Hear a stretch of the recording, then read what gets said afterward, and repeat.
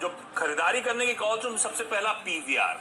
अब ये stock resilience दिखा रहा है। पिछली बार जब वेव 1 थी हमारे यहाँ, तो हमने देखा था किस तरह की पिटाई हुई थी।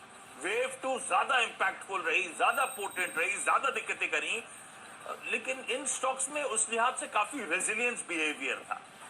पीवीआर अभी भी मेरे ख्याल से 1150 के प्लस लेवल्स पर कामकाज करता हुआ आपको नजर आएगा। और कल यहाँ पे बैंक ऑफ अमेरिका सिक्योरिटीज ने, यूरोप ने खरीदारी करी है, 3.5 लाख शेयर्स खरीदे। तो लोग दरअसल बाइंग कर रहे हैं, उस प्रीएम्प्ट कर रहे हैं उस डेवलपमेंट को। हालांकि ये ध्यान रखें, जब हालात सुधरेंगे तो आई एम श्योर अभी भी सिनेमा घरों में खुलना एक डिस्टेंट रियलिटी है। लेकिन ये शायद अगर आप पेशेंस रखते हैं, शायद अपॉर्चुनिटी पॉइंट दे रहे हैं ये जो भाव है एंट्री पाने के लिए, शायद इसीलिए एग्रेसिव बाइंग होती हुई नजर आ रही है और इसीलिए स्टॉक्स गिर भी नहीं रहे। तो पीवीआर में खरीदारी करने का मत, पहला स्टॉक। कुछ दिन पहले इसी इकोनॉमिक रिकवरी को प्ले करने के लिए मैंने ग्रोर एंड वेल जैसे स्टॉक दिए थे। कल ऐसे टटोल रहा था तो वो स्टॉक तो गजब का मूव, बंद ही नहीं हो रहा उस स्टॉक में। तो बाकी के स्टॉक, अब एक और स्टॉक देखिए, इंटरग्लोब एविएशन। वो स्टॉक नहीं है टीम में, स्पाइस रेट दिखा दीजिएगा। इंटरग्लोब में हुआ क्या भाई, हालात खराब है, पैसे की किल्लत है। 3,000 करोड़ रुपए क्यूआईपी के जरिए जुटा है, वो क्यूआईपी इशुएंस हुआ और डिस्काउंट पे हुआ, उन सबके बीच में स्टॉक जस का तस खड़ा रहा। ये दिखा रहा है कैसे रेजिलियंट बिहेवियर है इस पॉकेट के स्टॉक्स का। स्पाइस जेट के साल के आई 100-110 रुपए के, ये स्टॉक अभी भी मैसिवली करेक्ट होकर कामकाज कर रहा है और होप जाग रही है दिल्ली मुंबई के खास तौर पे आंकड़ों के बाद कि अब इस बार के लॉकडाउन से अब हमें शायद रिलीफ मिलती हुई नजर आए। दिल्ली में शायद वो 24 मई है, महाराष्ट्र में शायद वो 1 जून है, तो उसके बाद शायद एक बढ़िया रिलीफ आती हुई नजर आए अगर यही हम लोग मेंटेन करते रहे कोविड डिसिप्लिन और ऐसे ही आंकड़े रिड्यूस होते रहे तो। मुझे लगता है स्पाइस जेट पे खरीदारी, हालांकि कच्चा तेल उछाल दे रहा है, लेकिन इस समय मुझे नहीं लगता वो ज्यादा इंपॉर्टेंट है। वो इकोनॉमिक रिकवरी के चलते उछाल दिखा रहा है। इकोनॉमिक रिकवरी आनी है तो स्पाइस जेट स्टॉक्स में भी अच्छा मोमेंटम देखने को मिलेगा। इसी कड़ी में एक और स्टॉक ले लीजिए। जब मैंने उस समय ग्रोर एंड वेल की बात करी थी तब मैंने ताज जीवीके हाईलाइट करा था। ये सब वो पॉकेट्स है तो बीटन डाउन है। ताज जीवीके का साल का ये 185 रुपए का है, वहां से मैसिवली करेक्ट होकर स्टॉक कामकाज करता हुआ नजर आएगा। बढ़िया प्रॉपर्टीज चेन्नई में, हैदराबाद में, चंडीगढ़ में, मुंबई में, है ना, इस तरह की ज्योग्राफीज में बढ़िया प्रॉपर्टीज इसकी। इंडियन होटल्स के साथ जीवीके ग्रुप का ये जो टाइप है उसके अंतर्गत इसकी प्रॉपर्टीज की खासियत, एक तो सबसे इंपॉर्टेंट अगर मैं कह रहा हूं स्पाइस जेट जैसी कंपनीज के लिए फायदे वाली खबर, तो सबसे इमीडिएट फायदा इस कंपनी को होता है जिसकी प्रॉपर्टी मुंबई की तो ताज सेंटा क्रूज जो है वो एयरपोर्ट से दीवार लगी हुई प्रॉपर्टी है। ये सब स्टोरीज हैं, होप ट्रेड्स हैं, लेकिन सारे स्टॉक्स में मैं देख रहा था स्ट्रेंथ आती हुई। तो बाजार इसी तरह की डिस्काउंटिंग करने की कोशिश कर रहा है, इसीलिए इन स्टॉक्स को फिर से मेंशन कर रहा हूं। ताज जीवीके को अडाप्ट रखेंगे, खरीदारी लेवल्स आप लोग की स्क्रीन पर। चलिए, मेरे अगले जो 3 स्टॉक्स शुरुआत वाले फटाफट आपको बताता हूँ। नतीजों के आधार पर चुना है। एमआरपीएल पहला स्टॉक है। क्रूड के भी हम लोग काफ़ी चर्चा कर रहे थे और इस कंपनी ने जो अपने चौथी तिमाही के नतीजे पेश किए उसमें जो उनकी आमदनी है वो 20,850 करोड़ के आसपास आई, जिसमें 47-48% का उछाल देखने को मिला है। और मुनाफा इनका जो है 271 करोड़ आया, जो पिछली बार नुकसान था, यानी थर्ड क्वार्टर में 219 करोड़ का घाटा था। तो बिल्कुल स्वाभाविक है कि क्रूड की कीमतें बढ़ी हैं, सस्टेन कर रही हैं। और मैं सिर्फ इसलिए नहीं ले रहा हूँ कि नतीजे अच्छे हैं, मैं इसलिए ले रहा हूँ कि क्रूड का आउटलुक यहाँ से बहुत बुलिश है, तो इसके लिए और फायदा है, प्रोसेसिंग का काम करती है। ग्लैंड फार्मा अगला स्टॉक है। नतीजे इसके भी बहुत बढ़िया है। 37-38% रेवेन्यू ग्रोथ देखने को मिल रही है और 34% की प्रॉफिट ग्रोथ है। एबिटा लेवल पे बहुत अच्छा इंप्रूवमेंट है और मार्जिन में सिग्निफिकेंट बदलाव आया। तो मुझे लगता है ग्लैंड फार्मा में भी खरीदारी करनी चाहिए और इनका भी आउटलुक बढ़िया, क्योंकि कोविड से रिलेटेड बहुत सारे काम कर रहे हैं, वैक्सीनेशन में भी इनका नाम है।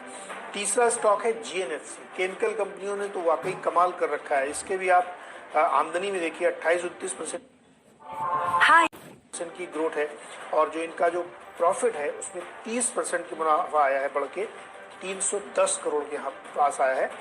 इंटरेस्टिंग है कि 20 रुपये का ईपीएस है कंपनी का और आप जिस प्राइस पे इस समय अवेलेबल है वो कंपैरेटिवली बहुत सस्ता दिख रहा है। मुझे लगता है कि अगले 2-3 क्वार्टर में आपको ये बिल्कुल री-रेट होता हुआ स्टॉक दिखेगा।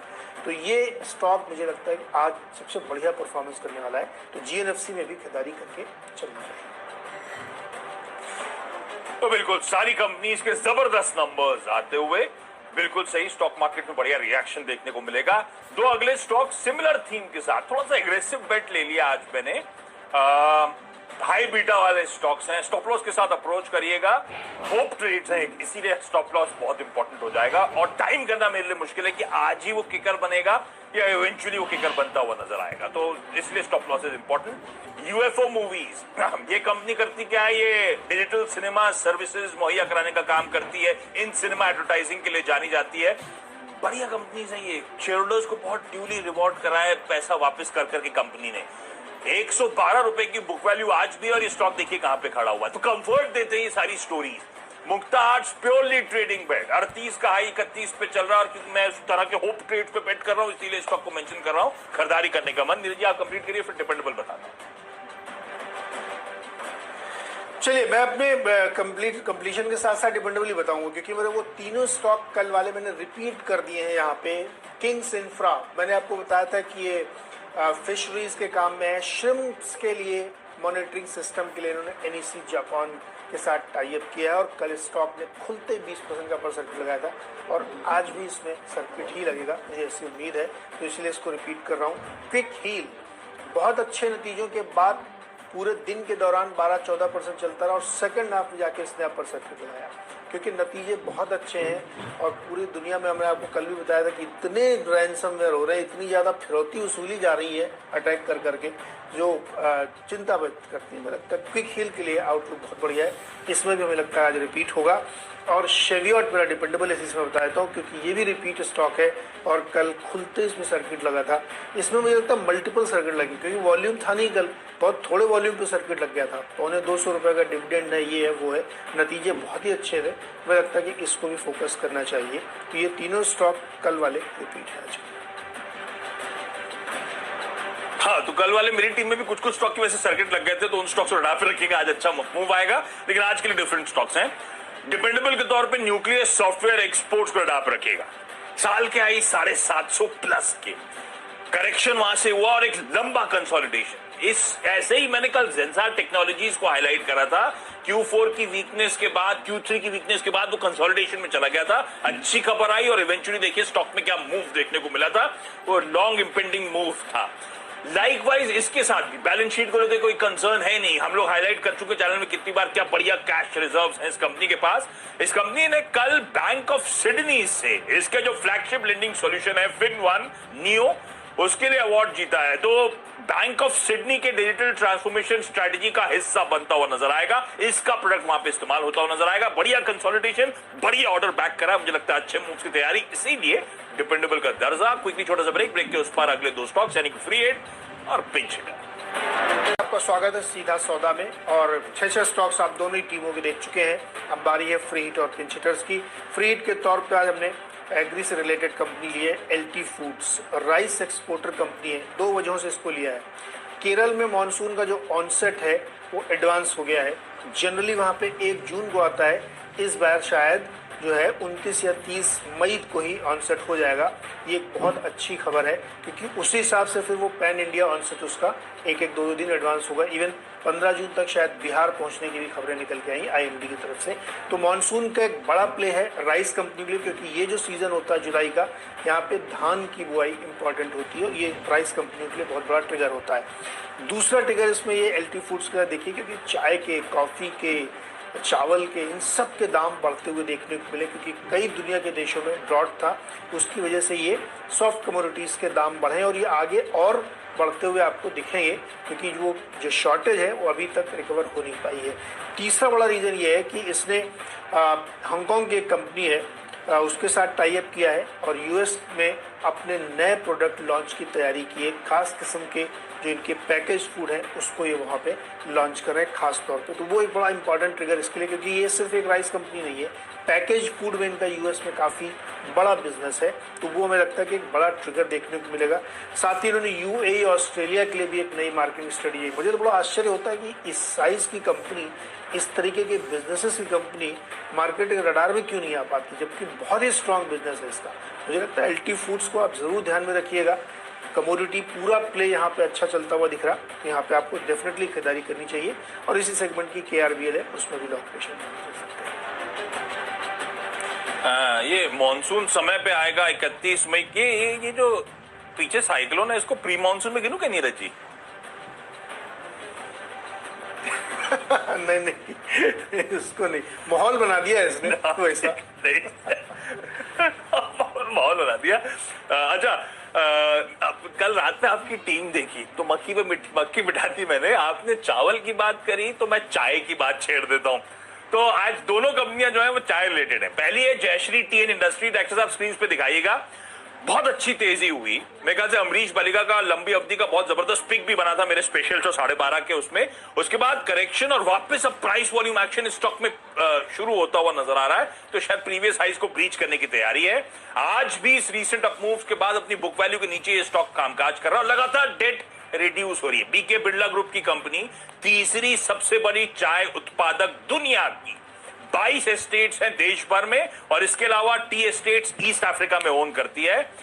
साथ में केमिकल्स, फर्टिलाइजर, शुगर, इन सब में एक्सपोजर। शुगर में तो जो एक आम है माजुआलिया शुगर, उसके साथ अमेलगमेशन भी होता हुआ नजर आएगा, तो बढ़िया। अब ध्यान रखें, एसकेएम एग्स कल मैंने मेंशन कर रहा था, लॉजिक था कि इनके प्राइसेस एस्केलेट होते हुए लाइकवाइज चाय की कीमतें Q1 में 45% उछली हैं। जी इसकी टैगलाइन पता है आपको क्या है कंपनी की? चाय पियो मस्त जियो। तो ये मैंने कल जब पढ़ा तो और ऐसे ही रॉसेल इंडिया को अडॉप्ट रखिएगा। 178 के हाइस, टी चाय के साथ साथ एरोस्पेस और इंजीनियरिंग स्पेस में ये कंपनी है। 7 T estates, 6 million KG T और एक्सपोर्ट्स है largely US, UK, Germany, Iran को। और जो एरोस्पेस और इंजीनियरिंग का काम है बेंगलुरु में इसका यूनिट है। सारी सरकारी PSUs, government undertakings, Indian defence forces, foreign OEMs को सर्व करने का काम करती है। एक और बात, पिछले 5 सालों में इसका मुनाफा 40-45% सीएजीआर से पड़ रहा है। तो इंटरेस्टिंग कंपनीज है।